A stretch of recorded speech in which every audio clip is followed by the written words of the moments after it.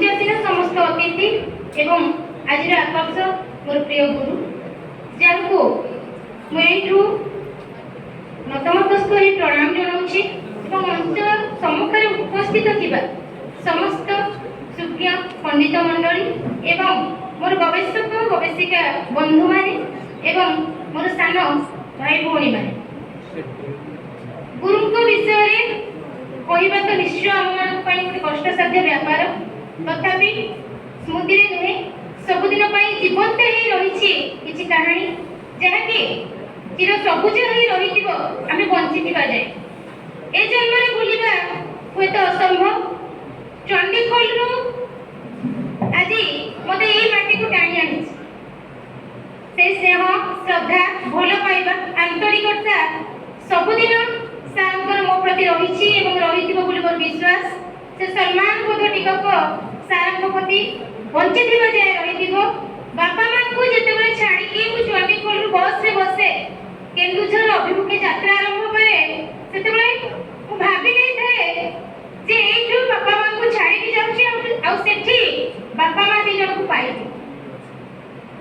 एई कथाटी मते अनेक मोहमाया से काटिकी पुणी केन्दुझर पहुँची दिए सबुठार गोटे बड़ कथा जिते सार को अंदर गवेषणा कार्य करू पीपीएचडी करूथी केन्दुझर रे सर जिते मार्केट रे देखती यदि संध्या हो जाए सोनप्रभा रूम को कहीं जाइन ए पदे कथा कौन बापा को कथा कम नुहे मो बापा ही केवल एति कथा कहि पारंती से आकट से आंतरिकता आम प्रति रही है आज से कथा बहुत मन पड़ुची सर जोठी रुहतु गोटे परिचय मो जैसे मो गुरु मो शिष्य सारे कहले सेठी बहुत भल लगिला खुशी लगिला जे परिचय केबे मरिन न मु जोठी भी कविता आसर रे जाए कविता लिखे से कवितार श्रेय भी मोर गुरु को जाउची से नीति भी कहिथिले पीपीएचडी भाई माने यदि लिखिबा अछि किछि कविता गप माध्यम लेख समालोचना करिबा सिख